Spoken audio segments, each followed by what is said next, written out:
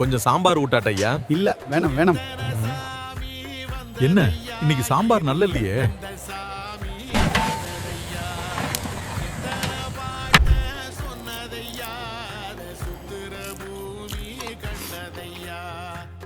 கொஞ்சம் சாம்பார் ஊட்டையா. இல்ல ஐயா வேணாம் வேணாம்.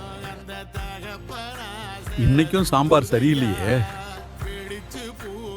என்ன பண்ணி சாம்பாரை சூப்பர் டேஸ்டுக்கு கொண்டு வர்றது?